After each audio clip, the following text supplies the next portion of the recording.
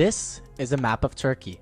This is a map of Turkey with the United Nations Human Development Index overlaid on top. This is a map of Turkey showcasing its different regions based on GDP per capita. The economic inequalities between these two regions have persisted for over a century and continue to shape the country's political, social, and economic landscape.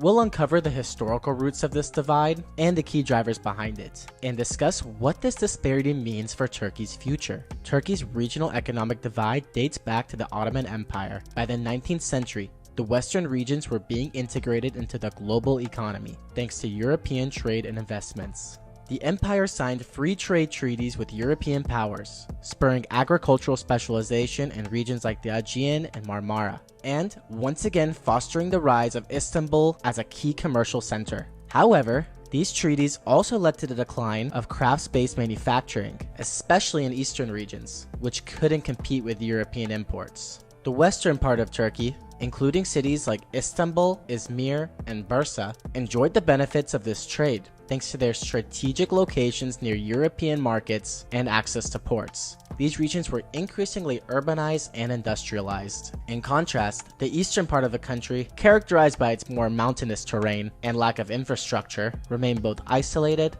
and agriculturally independent, with minimal integration into global markets. The economic gap between western and eastern Turkey was further exacerbated after the Ottoman Empire collapsed in 1923 and modern Turkey was established. The early years of the Turkish Republic saw the continuation of the state-led industrialization in the west, particularly in Istanbul and its surrounding areas, while the east remained undeveloped. Istanbul's value added per capita was 249% of the national average by 1913, compared to much lower numbers in the eastern regions. This means that each citizen in Istanbul produced more than triple the wealth than a citizen in another part of the country. The lack of infrastructure in the east further deepened this divide. Even today, while the West is home to some of Turkey's most important and largest urban areas and industrial hubs, much of the East still relies on subsistence farming and struggles with inadequate infrastructure. The construction of highways, railroads, and airports in the West during the early 20th century connected cities and fueled economic growth. In contrast, these infrastructure developments lagged in the East, further isolating the region from economic opportunities. Internal migration is one of the most important demographic trends contributing to this economic divide. Since the end of World War II, large numbers of people from rural eastern areas have migrated to western cities in search of better economic opportunities. This rural to urban migration has accelerated the economic growth of the West while further depleting the eastern regions. By 2015, Istanbul's population had grown to over 19% of the country's overall population. This is driven in large part by migration from the east. And let's not forget migration from the south, but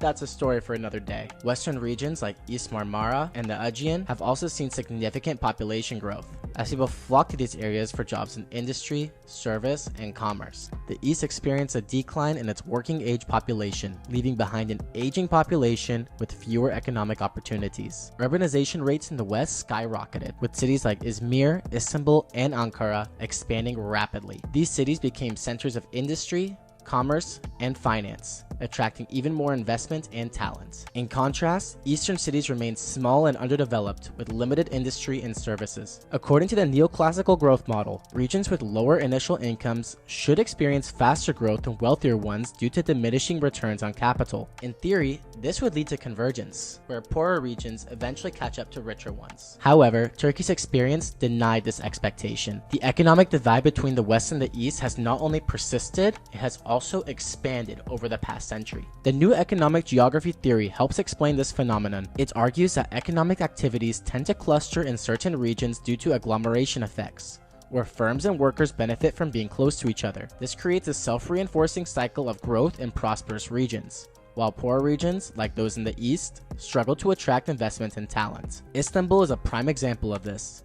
Its early industrialization and commercial development attracted more businesses and workers, leading to greater economic growth while the East continued to lag behind. Another factor that explains the persistence of the economic divide is a concentration of wealth and political power in the West. Western Turkey has been home to the country's political and economic elite, which has resulted in disproportionate government investment in infrastructure and industry in these regions. The Turkish government has attempted to address this imbalance through development programs aimed at the East, such as the Southeastern Anatolia project, but these efforts have had limited success in closing the gap. While it has succeeded in boosting agricultural productivity and generating some economic growth in the east, it has not been enough to close the gap between the east and west. Other policies such as tax incentives and subsidies for businesses that invest in the east have also had limited success. Many companies still prefer to set up their operations in the west, where access to capital, skilled labor, and markets is just so much easier over there. The east has also been heavily affected by political instability and ethnic conflict. The Kurdish population, which is concentrated in the east and southeastern regions, has long sought greater autonomy and cultural recognition. Since the 1980s, there has been ongoing conflict between the Turkish government and Kurdish groups, which has disrupted economic development in the region and deterred investment. This conflict has created a vicious cycle. The lack of economic development in the east fuels discontent among the population, while the instability and violence caused by the conflict further discourages investment and economic growth. As a result, the east remains trapped in a cycle of underdevelopment, with limited prospects for catching up to the west. So, can this gap ever be closed? Well, despite government effort to promote development in the east, the structural advantages of the west, along with the east's political instability, have made it difficult, to say the least, in bridging the gap. As Turkey continues to integrate more and more into the global economy, the risk is that the divide could widen even further. However, there is still hope for the future. Investments into education, technology, and infrastructure in these eastern regions, along with the peaceful resolution to the Kurdish conflict, could spur economic growth in the east. Thanks for watching, guys. I did more of a macroeconomic topic today instead of a business and finance topic. Let me know what your comments are down below if you guys prefer to see some more videos like this. Honestly, I'm thinking about going more towards a mix of both, and let me know what your thoughts are down below. Let me know if you guys have any solutions that you can possibly propose, and if you guys would like, you can also drop some suggestions for the next video. Anyways, please subscribe and like, and thank you so much for watching.